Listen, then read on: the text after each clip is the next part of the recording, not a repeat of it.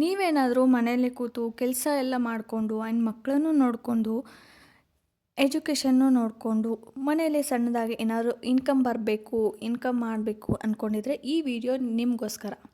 So ಕಂಪ್ಲೀಟಾಗಿ video ನೋಡಿ, ಇಷ್ಟ ಆದರೆ ಪ್ಲೀಸ್ ಒಂದು ಲೈಕ್ ಮಾಡಿ, ಚಾನಲ್ನ ಸಬ್ಸ್ಕ್ರೈಬ್ ಮಾಡ್ಕೊಳ್ಳಿ.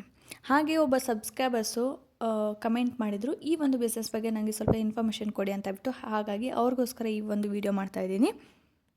ಆ್ಯಂಡ್ ಈ ಒಂದು ಬಿಸ್ನೆಸ್ ಮಾಡೋದಕ್ಕೆ ನಿಮಗೆ ಯಾವುದೇ ಎಜುಕೇಷನ್ ಬೇಕಾಗಿಲ್ಲ ಆ್ಯಂಡ್ ಯಾವುದೇ ಶಾಪ್ ಬೇಕಾಗಿಲ್ಲ, ಹೆವಿ ಇನ್ವೆಸ್ಟ್ಮೆಂಟ್ ಬೇಕಾಗಿಲ್ಲ, ಏನೂ ಬೇಕಾಗಿಲ್ಲ. ಜಸ್ಟ್ ನೀವು ಮನೆಯಿಂದನೇ ಇದನ್ನು ಸ್ಟಾರ್ಟ್ ಮಾಡ್ಬೋದು ಕಡಿಮೆ ಬಂಡವಾಳದಲ್ಲಿ ಆ್ಯಂಡ್ ನಿಮ್ಮ ಫ್ರೀ ಟೈಮಲ್ಲಿ. ಓಕೆನಾ? ನೀವು ಹೌಸ್ ವೈಫ್ ಆಗಿದ್ದರೂ ಸರಿ ಆ್ಯಂಡ್ ಸ್ಟೂಡೆಂಟ್ಸ್ ಆಗಿದ್ದರೂ ಸರಿ, ಪಾರ್ಟ್ ಟೈಮ್ ಜಾಬ್ ಮಾಡ್ತಾಯಿದ್ರು ಸರಿ, ಏನೇ ಮಾಡ್ತಾಯಿದ್ರು ನೀವು ಸೈಡಲ್ಲಿ ಈ ಥರ ನಿಮ್ಮ ಒಂದು ಫ್ಯಾಷನ್ ಅಂತ ಹೇಳಿ ತೊಗೊಂಡು ಅದರಿಂದ ಇನ್ಕಮ್ನ ಜನ್ರೇಟ್ ಮಾಡ್ಕೋಬೋದು.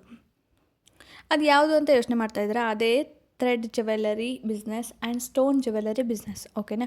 ಇವಾಗ ನಿಮಗೆ ಗೊತ್ತಿರೋ ಹಾಗೆ ಟ್ರೆಂಡಿಂಗಲ್ಲಿದೆ stone jewellery business. So Madhu Gowda ಅವರು ಆಗಿರ್ಬೋದು ಅಥವಾ ಇವಾಗ ಫುಲ್ ಟ್ರೆಂಡಿಂಗಲ್ಲಿರೋದು ಅಂದರೆ ಸ್ಟೋನ್ ಜ್ಯುವೆಲರಿ.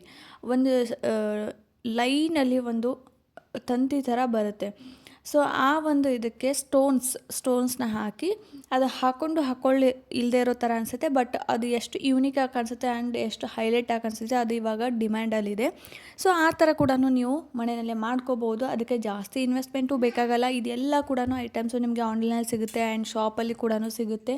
ನೀವು ಅದನ್ನು ತಂದು ಮನೆಯಲ್ಲೇ ಈಸಿಯಾಗಿ ಮಾಡ್ಬೋದು. ಅದಕ್ಕೆ ಜಾಸ್ತಿ ಏನೂ ಬೇಕು ಅಂತ ಅನಿಸೋದಿಲ್ಲ ಆ್ಯಂಡ್ ಯಾವುದೇ ಮಷಿನ್ ಬೇಕಾಗಿಲ್ಲ, ಏನಿಲ್ಲ.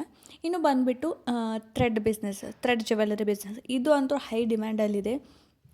ಇವಾಗ ಮ್ಯಾರೇಜ್ಗಾಗಿರ್ಬೋದು, ಫೆಸ್ಟಿವಲ್ ಆಗಿರ್ಬೋದು, ರಿಟರ್ನ್ ಗಿಫ್ಟ್ಸ್ಗಾಗಿರ್ಬೋದು, ಇದೆಲ್ಲ ಕೂಡ ತುಂಬಾ ಜನ ಇಷ್ಟಪಟ್ಟು ತೊಗೊಳ್ತಾರೆ.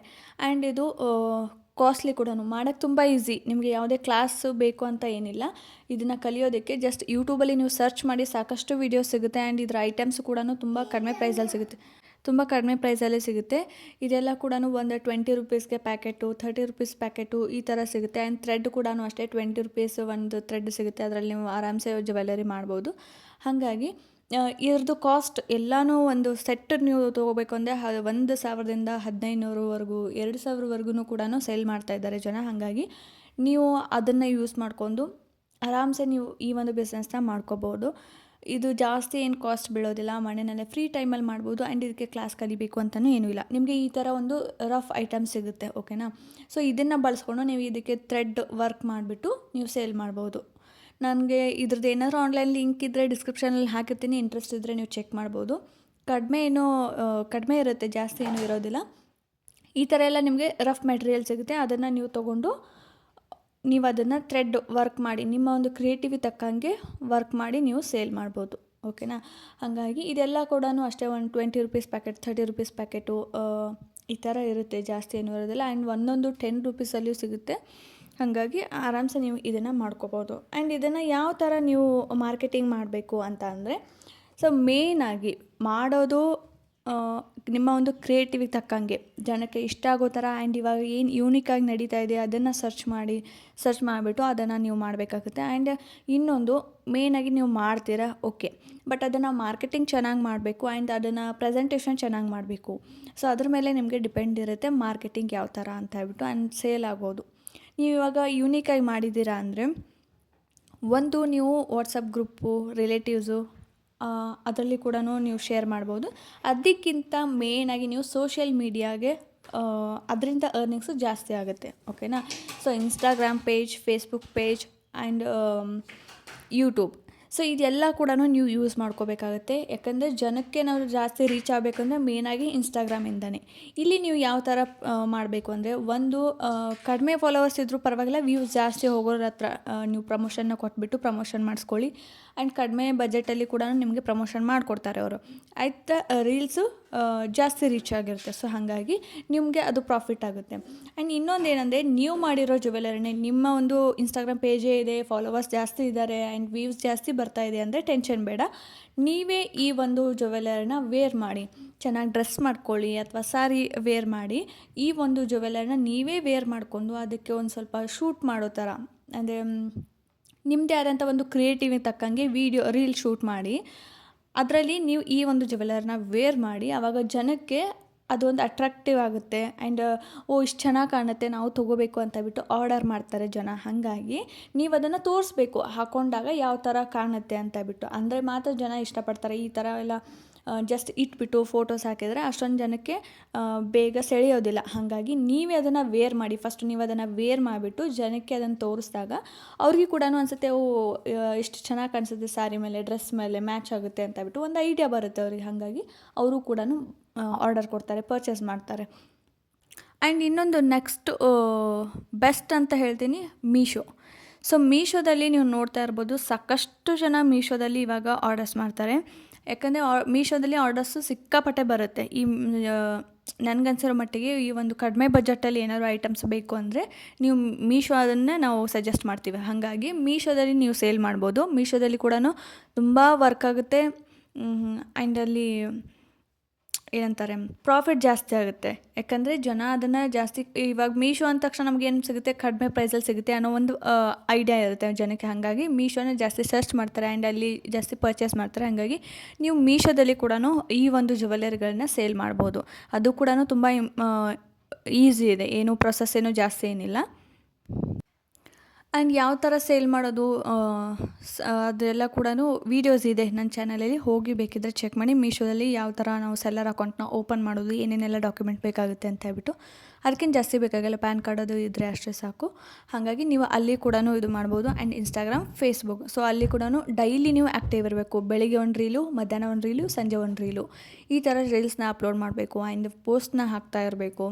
ಹಾಗಾಗಿ ಜನಕ್ಕೆ ಜಾಸ್ತಿ ರೀಚ್ ಆಗುತ್ತೆ. ಆ್ಯಂಡ್ ಯಾರಾದರೂ ನೀವು ಇವಾಗ ಕ್ರಿಯೇಟರ್ಸ್ ಇದ್ದರೆ ಅಂದರೆ ಅದು ಅವರಿಗೂ ಕೂಡ ನೀವು ಒಂದು ಸೆಟ್ಟನ್ನ ಕೊಟ್ಬಿಟ್ಟು ಅವ್ರಿಗೆ ಅಂತಲೇ ಸಪ್ರೇಟಾಗಿ ನಾವು ಇಷ್ಟು ಸೆಟ್ ಮಾಡಿಕೊಡ್ತೀವಿ ನಿಮಗೋಸ್ಕರ ಅಂತ ಬಿಟ್ಟು, ನೀವು ಇದು ಒಂದು ವೀಡಿಯೋ ಮಾಡಿಕೊಡಿ ಅಂತ ಹೇಳ್ಬಿಟ್ಟು ಕೇಳಿ ನೀವು ಪ್ರಮೋಷನ್ಸ್ನ ಮಾಡಿಸ್ಕೋಬೋದು. ಆ ಥರ ಕೂಡ. ಇನ್ನು ನಿಮಗೆ ಕಾಸ್ಟು, ಪ್ರಾಫಿಟ್ಟು ಎಷ್ಟು ಬರುತ್ತೆ ಅಂದರೆ, ಒಂದು ಮೆಟೀರಿಯಲ್ ಕಾಸ್ಟ್ ಒಂದು ಸ್ವಲ್ಪ ತೊಗೋಬೇಕು ಅಂದರೆ ನಿಮಗೆ ಮೆಟೀರಿಯಲ್ ಎಲ್ಲ 120 to 150 ರುಪೀಸ್ ಅಷ್ಟು ನಿಮಗೆ ಮೆಟೀರಿಯಲ್ ಬೀಳುತ್ತೆ ನೀವು ಸ್ಟಾರ್ಟಿಂಗಲ್ಲಿ ಸ್ಟಾರ್ಟ್ ಮಾಡಬೇಕು ಅಂದರೆ. ಆ್ಯಂಡ್ ಸೆಲ್ಲಿಂಗ್ ಪ್ರೈಸ್ ಅದಕ್ಕೆ ಎಷ್ಟಂದರೆ 400 to 700 ರುಪೀಸ್ಗೆ ನೀವು ಸೆಲ್ ಮಾಡ್ಬೋದು. ನಿಮಗೆ ಅಲ್ಲಿ 250 to 500 ಒಂದು ಜ್ಯುವೆಲರಿಯಿಂದ ನಿಮಗೆ ಪ್ರಾಫಿಟ್ ಅನ್ನೋದು ಸಿಗ್ತಾ ಹೋಗುತ್ತೆ. ಹಾಗಾಗಿ ನೀವು ಆರಾಮ್ಸೆ ಮಾಡ್ಕೋಬೋದು. ನಿಮ್ಮ ಫ್ರೀ ಟೈಮಲ್ಲಿ ನೀವು ನೈಟೆಲ್ಲ ಕೆಲಸ ಮುಗಿಸಿದ್ಮೇಲೆ ನೈಟ್ ಕೂಡ ಮಾಡ್ಕೋಬೋದು. ಮಧ್ಯಾಹ್ನ ಫ್ರೀ ಇರ್ತೀರ, ಆವಾಗೂ ಕೂಡ ಮಾಡ್ಕೋಬೋದು. ಬಟ್ ಇದೇನು ನಾನು ಇವಾಗ ಪಿಕ್ಚರ್ ತೋರಿಸ್ತಾ ಇದ್ದೀನಲ್ವ, ಈ ಥರ ಸ್ಟೋನ್ ಬಿಸ್ನೆಸ್ ಇವಾಗ ತುಂಬ ಹೈಲೈಟಲ್ಲಿದೆ. ಆ್ಯಂಡ್ ಜಸ್ಟ್ ನೀವು ಏನು ಮಾಡಬೇಕು ಅಂದರೆ ಕ್ವಾಲಿಟಿ ಇರೋ ಒಂದು ಸ್ಟೋನ್ಸ್ನ ತೊಗೋಬೇಕು ಆ್ಯಂಡ್ ಡಿಫ್ರೆಂಟಾಗಿ ಮಾಡಬೇಕು. ನಿಮ್ಮದೇ ಆದಂಥ ಒಂದು ಕ್ರಿಯೇಟಿವಿಟಿನ ಯೂಸ್ ಮಾಡ್ಕೊಂಡು ಆ ಒಂದು ಸ್ಟೋನ್ಸ್ನ ಜೋಡಣೆ ಮಾಡಿ ಒಂದು ನೆಕ್ಲೆಸ್ ಟೈಪ್ ನೀವು ಮಾಡಿದರೆ ಅದಕ್ಕೂ ಕೂಡ ವ್ಯಾಲ್ಯೂ ತುಂಬಾ ಇದೆ. ಸೊ ಇನ್ನೊಂದು ಮೇಯ್ನಾಗಿ ಏನಂದರೆ, ನಿಮ್ಮ ಮನೆ ಹತ್ತಿರ ಅಥವಾ ಏರಿಯಾದಲ್ಲಿ ಹತ್ತಿರ ಯಾರ್ದಾದ್ರು ಬ್ಯೂಟಿ ಪಾರ್ಲರ್ಸು ಈ ಥರ ಇತ್ತು ಅಂದರೆ ಅಲ್ಲಿ ಕೂಡ ನೀವು ಹೋಗಿ ಸೇಲ್ ಮಾಡ್ಬೋದು. ಅವ್ರಿಗೆ ಇಂತಿಷ್ಟು ಅಂತ ಕೊಟ್ಬಿಟ್ಟು ನೀವು ಸೇಲ್ ಮಾಡಿದ್ರೆ ಇಷ್ಟು ಕಮಿಷನ್ ಅಂತ ಹೇಳ್ಬಿಟ್ಟು, ಅಥವಾ ನಿಮಗೆ ಒಂದು ಸ್ವಲ್ಪ ಕಡಿಮೆ ಮಾರ್ಜಿನ್ ಇಟ್ಕೊಂಡು ಅವ್ರಿಗೆ ಒಂದು ಸ್ವಲ್ಪ ಕಡಿಮೆ ಮಾರ್ಜಿನ್ ಇಟ್ಟು ನೀವು ಅದನ್ನು ಸೇಲ್ ಮಾಡ್ಬೋದು. ಅದು ಕೂಡ ತುಂಬ ಒಳ್ಳೆಯ ಆಪ್ಷನ್. ಯಾಕಂದರೆ ಪಾರ್ಲರ್ಗೆ ಎಲ್ಲರೂ ಬರ್ತಾನೆ ಇರ್ತಾರೆ. ಸೊ ನೀವು ಅಲ್ಲಿಂದ ನೀವು ಕಸ್ಟಮರ್ಸ್ನ ತೊಗೊಳ್ಳೋದು ಅದು ಕೂಡ ಒಳ್ಳೆಯ ಐಡಿಯಾ. ಆ್ಯಂಡ್ ಮೇಯ್ನಾಗಿ ನೀವು ಈ ಒಂದು ಬಿಸ್ನೆಸ್ ಮಾಡಬೇಕಿದ್ರೆ, ನಿಮ್ಮ ಒಂದು ಬಿಸ್ನೆಸ್ಸು ಗ್ರೋತ್ ಆಗಬೇಕು, ಅದಕ್ಕೆ ಏನೇನೆಲ್ಲ ಟಿಪ್ಸ್ನ ಯೂಸ್ ಮಾಡಬೇಕು ಅಂದರೆ, ಜ್ಯುವೆಲರಿ ಫೋಟೋಸ್ನ ಲೈಟ್ನಲ್ಲಿ ಒಂದು ಒಳ್ಳೆ ರಿಂಗ್ ಲೈಟ್ನ ಇಟ್ಬಿಟ್ಟು ಚೆನ್ನಾಗಿ ಲೈಟಿಂಗ್ ಎಲ್ಲ ಹಾಕಿಬಿಟ್ಟು ಫೋಟೋಸ್ ತೆಗೀರಿ. ಅಥವಾ ನಿಮಗೆ ಇವಾಗ ಬಜೆಟ್ ಹಾಕೋಕ್ಕಿಲ್ಲ ಅಂದರೆ ಬೆಳಕಿರೋ ಜಾಗದಲ್ಲಿ ಇಟ್ಬಿಟ್ಟು ನೀವು ಒಂದು ಕ್ಲಿಯರಾಗಿ ಫೋಟೋಸ್ನ ತಗೊಳ್ಳಿ. ಆ್ಯಂಡ್ ಫೆಸ್ಟಿವಲ್ ಆಫರ್ಸ್ನ ಅನೌನ್ಸ್ ಮಾಡಿ. ಯಾವುದಾದ್ರೂ ಹಬ್ಬಗಳು ಬಂದರೆ ಅಥವಾ ರಿಪಬ್ಲಿಕ್ ಡೇ ಬಂದರೆ ಈ ಥರ ಎಲ್ಲ ಬಂದಾಗ ನೀವು ಏನು ಮಾಡಬೇಕು ಅಂದರೆ ಆವಾಗ ಆಫರ್ಸ್ ಇರಬೇಕು. ಒಂದು ಸೆಟ್ ತೊಗೊಂಡ್ರೆ ಇನ್ನೊಂದು ಒಂದು 2 ಸೆಟ್ ಇರೋ ಬ್ಯಾಂಗಲ್ ಫ್ರೀ, ಒಂದು ಬ್ಯಾಂಗಲ್ ಸೆಟ್ ತೊಗೊಂಡ್ರೆ ಒಂದು ಇಯರಿಂಗ್ ಫ್ರೀ, ಒಂದು ಸೆಟ್ ಇಯರಿಂಗ್ ಫ್ರೀ, ಈ ಥರ ನೀವು ಒಂದು ಆಫರ್ಸ್ನ ಇಡಬೇಕಾಗುತ್ತೆ. ಆ್ಯಂಡ್ ಕೋಂಬೋ ಆಫರ್ಸು, 2 ಸೆಟ್ ತೊಗೊಂಡ್ರೆ ಒಂದು ಸ್ವಲ್ಪ ಒಂದು 50% ಡಿಸ್ಕೌಂಟು, 20% ಡಿಸ್ಕೌಂಟು, ಈ ಥರ ಡಿಸ್ಕೌಂಟ್ನ ಇಡಬೇಕಾಗುತ್ತೆ. And before and after work ವೀಡಿಯೋನ ಪೋಸ್ಟ್ ಮಾಡಿ ನೀವು. ಅದಕ್ಕೆ ತುಂಬ ರೀಲ್ಸ್ ವೈರಲ್ ಆಗುತ್ತೆ. ಯಾಕಂದರೆ ಬಿಫೋರ್ ನೀವು ಮಾಡೋಕ್ಕಿಂತ ಮುಂಚೆ ಯಾವ ಥರ ಇತ್ತು, ನೀವು ಮಾಡಿದ ಮೇಲೆ ರಿಸಲ್ಟ್ ಯಾವ ಥರ ಬಂತು, ಸೊ ಇದು ತುಂಬ ಹೈಲೈಟ್ ಆಗುತ್ತೆ ಸೋಷಿಯಲ್ ಮೀಡಿಯಾದಲ್ಲಿ. ಹಾಗಾಗಿ ಆ ಥರ ನೀವು ರೀಲ್ಸ್ನ ಪೋಸ್ಟ್ ಮಾಡಿ, ಓಕೆನಾ. ಇನ್ನು ಯಾವ್ಯಾವ ಮಿಸ್ಟೇಕ್ನ ಮಾಡಬಾರ್ದು ಸೊ ಎಲ್ಲ ಬಿಸ್ನೆಸ್ಸಲ್ಲಿ ಕೂಡ ಕೆಲವೊಂದನ್ನು ನಾವು ತಲೆಯಲ್ಲಿ ಇಟ್ಕೊಂಡು ಮಾಡಬೇಕಾಗತ್ತೆ. ಇದರಲ್ಲಿ ಏನಂದರೆ ನೀವು ಚೀಪ್ ಕ್ವಾಲಿಟಿ ಮೆಟೀರಿಯಲ್ನ ಯೂಸ್ ಮಾಡಬಾರ್ದು. ಒಂದು ಒಳ್ಳೆ ಕ್ವಾಲಿಟಿ ಮೆಟೀರಿಯಲ್ನ ಯೂಸ್ ಮಾಡಬೇಕು. ಆ್ಯಂಡ್ ಡೆಲಿವರಿದು ಕೂಡ ನೀವು ಮೇಯ್ನಾಗಿ ಅದಕ್ಕೆ ಗಮನ ಕೊಡಿ. ಯಾಕಂದರೆ ಇವಾಗ ಏನಾದರೂ ಆರ್ಡರ್ ಮಾಡಿದ್ದಾರೆ ಅಂದರೆ ಜನಕ್ಕೆ ಅದು ಬೇಗ ತಲುಪಬೇಕು, ಆವಾಗ ಅವ್ರಿಗೆ ಖುಷಿ ಆಗುತ್ತೆ. ಹಾಗಾಗಿ ಆದಷ್ಟು ಡೆಲಿವರಿ ಬೇಗ ತಲುಪೋ ಥರ ಒಂದು ವ್ಯವಸ್ಥೆನ ನೀವು ಮಾಡ್ಕೊಳ್ಳಿ. ಆ್ಯಂಡ್ ಕ್ವಾಲಿಟಿಯಲ್ಲಿ ಕಾಂಪ್ರಮೈಸ್ ಆಗಕ್ಕೆ ಹೋಗಬೇಡಿ. ಹಾನೆಸ್ಟ್ ಪ್ರೈಸಿಂಗ್ ಇಡಿ, ಜಾಸ್ತಿ ಕಮಿಷನ್ ಇಡಕ್ಕೆ ಹೋಗಬೇಡಿ. ಸ್ವಲ್ಪ ಕಮಿಷನ್ ಇಟ್ಬಿಟ್ಟು ನೀವು ಸೇಲ್ ಮಾಡಿದರೆ ನಿಮಗೆ ಜಾಸ್ತಿ ಕಸ್ಟಮರ್ ಬರ್ತಾರೆ. ಹಾಗಾಗಿ ಕಮಿಷನ್ ಜಾಸ್ತಿ ನೀವು ಸಡನ್ನಾಗಿ ನೀವು ಒಂದೇ ಸರ್ತಿ ಜಾಸ್ತಿ ಇಟ್ಬಿಟ್ರೆ ಜನ ಯಾರು ಕೂಡ ತೊಗೊಳ್ಳೋದಿಲ್ಲ. ಹಾಗೆ ಕಸ್ಟಮೈಸ್ ಆಗಿ ನೀವು ಮಾಡಿಕೊಡೋ ಥರ ವ್ಯವಸ್ಥೆನೂ ಇಟ್ಕೊಳ್ಳಿ. ಯಾಕಂದರೆ ಜನಕ್ಕೆ ಇವಾಗ ಒಂದು ಮ್ಯಾರೇಜ್ ಇರಲಿ, ಒಂದು ಎಂಗೇಜ್ಮೆಂಟ್ ಇರಲಿ, ಏನೋ ಒಂದು ಅವ್ರಿಗೊಂದು ಆಸೆ ಇರುತ್ತೆ ಈ ಥರ ಮಾಡಿಸ್ಬೇಕು ಅಂತ ಬಿಟ್ಟು, ಆ ಥರ ಒಂದು ಕಸ್ಟಮೈಸ್ ಬ್ಯಾಂಗಲ್ಸ್ ಆಗಿರ್ಬೋದು, ಅಥವಾ ಇವಾಗ ಅವ್ರ ಹಸ್ಬೆಂಡ್ ಹೆಸರು ಥ್ರೆಡ್ಡಲ್ಲಿ ಮಾಡಿಕೊಡೋದಾಗಿರ್ಬೋದು, ಅಥವಾ ಬೀಡ್ಸಲ್ಲಿ ಮಾಡಿಕೊಡೋದಾಗಿರ್ಬೋದು, ನೆಕ್ಲೆಸ್ ಮೇಲೆ ಆಗಿರ್ಬೋದು, ಬ್ಯಾಂಗಲ್ಸ್ ಮೇಲೆ ಆಗಿರ್ಬೋದು, ಈ ಥರ ಅವ್ರಿಗೆ ಒಂದು ಡಿಫ್ರೆಂಟ್ ಫೀಲ್. ಅಂದರೆ ಒಂದು ಫಂಕ್ಷನ್ ಇದೆ ಅಂದರೆ ಇವಾಗ ಅವ್ರಿಗೆ ನೆನಪಿರುತ್ತಲ್ವ ಎಂಗೇಜ್ಮೆಂಟು, ಮ್ಯಾರೇಜು, ಹಾಗಾಗಿ ಅದರದ್ದೇ ಥೀಮ್ ಥರ ನೀವು ಬ್ಯಾಂಗಲ್ಸ್ ಮಾಡಿಕೊಡೋದಾಗಿರ್ಬೋದು, ನೆಕ್ಲೆಸ್ ಮಾಡಿಕೊಡೋದಾಗಿರ್ಬೋದು, ಈ ಥರ ಕಸ್ಟಮೈಸ್ ಮಾಡಿಕೊಟ್ರೆ ಇನ್ನೂ ನಿಮ್ಮ ಬಿಸ್ನೆಸ್ಸು ಫುಲ್ ಹೈಲೈಟ್ ಆಗುತ್ತೆ. ಹಾಗಾಗಿ ಆದಷ್ಟು ಡಿಫ್ರೆಂಟಾಗಿ ಮಾಡೋಕ್ಕೆ ಟ್ರೈ ಮಾಡಿ. ನಿಮ್ಗೆ ಅನ್ನಿಸ್ಬೋದು ಬೇರೆದವರು ಮಾಡ್ತಾರೆ ಅಂತ ಬಿಟ್ಟು, ಬೇರೆದವ್ರು ಮಾಡೋದು ಬೇರೆ, ಆ ಬೇರೆದವ್ರಿಗಿಂತ ಡಿಫ್ರೆಂಟಾಗಿ ಮಾಡೋದಿದೆಯಲ್ಲ ಅದು ಬೇರೆ ಆಗುತ್ತೆ. ಹಾಗಾಗಿ ನೀವು ಯಾರು ಏನೇ ಮಾಡಿದರೂ ಕೂಡ ಎಲ್ಲ ಕಡೆಯಿಂದನೂ ರಿಸಲ್ಟ್ನ ತೊಗೊಳ್ಳಿ, ಬಟ್ ನಿಮ್ಮದೇ ಆದಂಥ ಓನಾಗಿ ರಿಸಲ್ಟ್ನ ಕ್ರಿಯೇಟ್ ಮಾಡಿ. ಯಾರು ಏನೇನು ಮಾಡ್ತಾರೆ ಎಲ್ಲನೂ ನೋಡಿಕೊಂಡು ಯೂಟ್ಯೂಬ್, ಇನ್ಸ್ಟಾಗ್ರಾಮ್, ಸೋಷಿಯಲ್ ಮೀಡಿಯಾ ಎಲ್ಲ ಕಡೆಯೂ ಸರ್ಚ್ ಮಾಡಿ. ಆ್ಯಂಡ್ ನಿಮ್ಮದೇ ಆದಂಥ ಓನ್ ಒಂದು ಬ್ರ್ಯಾಂಡ್ನ ಕ್ರಿಯೇಟ್ ಮಾಡಿ, ಓನ್ ಡಿಫ್ರೆಂಟ್ ಡಿಸೈನ್ನ ಕ್ರಿಯೇಟ್ ಮಾಡಿ. ಆವಾಗ 100% ರಿಸಲ್ಟ್ ಬರುತ್ತೆ. ಓಕೆನಾ? ಸೊ ಈ ಒಂದು ವಿಡಿಯೋ ಅವ್ರಿಗೋಸ್ಕರ ಮಾಡಿದ್ದೆ. ನನ್ನ ಸಬ್ಸ್ಕ್ರೈಬರ್ಸ್ ಒಬ್ಬರು ಕಮೆಂಟ್ ಮಾಡಿದರು. ಹಾಗಾಗಿ ನನಗೆಷ್ಟು ತಿಳಿದಿದೆಯೋ ನಾನು ಅದನ್ನು ಶೇರ್ ಮಾಡ್ಕೊಂಡಿದ್ದೀನಿ.